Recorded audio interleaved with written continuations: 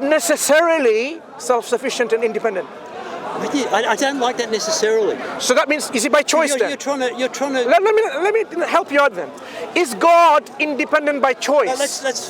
We know God. No. I'm not going to move anywhere else, Frank. This is not the online Zoom sessions. This is Speaker's Corner. So I'm going to ask you this question.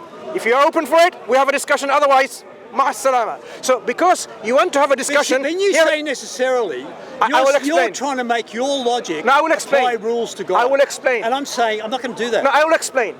Either God is by his own choice independent, or he could choose otherwise not to be independent. Are you saying God can exercise his choice, saying, you know what, I can be dependent or I can be independent? Is the choice of God appropriate here, relevant here, applicable here? Well, in Jesus, yes. No, I'm not talking about Jesus. I'm talking about God. Because any being that is going to be at least called worthy of being God, this God, is he independent by necessarily, or by choice? God is independent, and in Jesus, he's Excuse me, stop. This reality of ours, we are all dependent. We are all contingent. The only explanation of our existence can be necessarily dependent on something that is independent by necessity. By necessity. Do you agree or disagree? Is this Muslim teaching that's in the Quran, or this is philosophy? Common sense, Frank. If you don't have common sense, I cannot give it to you. Common sense is something you don't. Either you have it, you don't. So let me tell you. Either you have Frank. Wait, stop. This is not common sense. You're talking philosophy. You're applying stuff to God. Frank, listen. Say common sense. Frank. Are you saying? And it's not in this is not the teaching in the Quran. Frank, listen. Are you suggesting? Mansur, I can chat back at you. Look, listen, you're telling me stuff that's not in the Quran. We'll depart because I don't think you are capable enough to have a discussion meaningfully. I think you're telling me. I'm just philosophy. I'm making this assertion that either yourself, you are unwilling to have a discussion based on common sense because you know it's a matter of common sense, because you are so afraid. Let me finish my point, Frank. Let me finish my point. Common sense. Frank, let me finish my point. Or there's something else going on. Look, if you truly, genuinely want to have a meaningful discussion, what I am asking for is not rocket science. You don't need to be a rocket scientist to understand that if we exist here, all dependent, the only reasonable explanation can be that we have to depend on something that is independent. Because if we depend on something dependent, the question starts again. What does that dependent thing depends on? Eventually, it has to depend on something that is independent. So it is not rocket science or philosophy. So far, this is Christian theology. This is Christian theology. Wait, Frank. So we have to accept by reason, intellectual discussion that we are having, but God has to be necessarily independent and self-sufficient. You are disagreeing with that premise because you know I've already made my argument. I'm not. Let me finish. I've made my argument in 3 steps. Jesus necessarily is not self-sufficient. You know that. He's not. That is why any Christian that comes here with sense and reason will have to admit Jesus is not God. So I am going to ask you again. Do you disagree that God is necessarily self-sufficient and independent? I agree with that. You agree? Good. But the Quran doesn't teach it. Hang on. The Quran does not teach that. Good. So you agree with the first premise. My second premise. Jesus is necessarily not self-sufficient and independent. Do you agree or disagree? Jesus, the man that came to earth, was Jesus, the person. Jesus, the person in his eternal existence. In all of his guises. In all of his manifestations.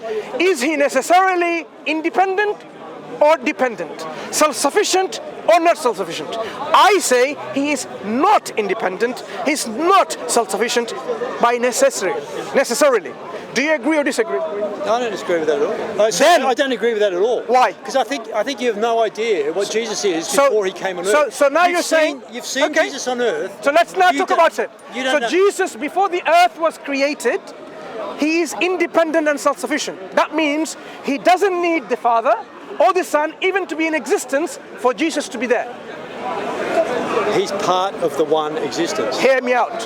Jesus, if he's ever going to be labeled as independent and self-sufficient, it follows that he doesn't need even the existence of the Father or the Holy Spirit for his own existence.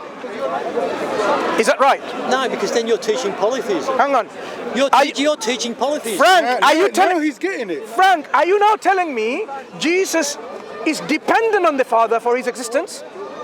They are one being. No. Is he dependent on the Father or is he independent of the Father? They're one being and you have no idea. My question to you, Frank, without waffling, this is Speaker's Corner, not online Zoom session. The word I'm using to you specifically is dependent or independent. If you don't know what the meaning is, I can show you the dictionary meaning. But I do know you know what it means. Is Jesus dependent on the Father or is he independent on the Father?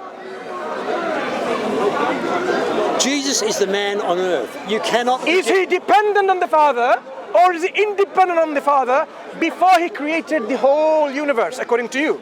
So I am not going to restrict Jesus as a man, Jesus as the Logos, which existed, according to you, before the foundation of this world. So at that point, is Jesus dependent on the Father or is he independent? There is no way out, Frank. You say he's dependent or you say he's independent?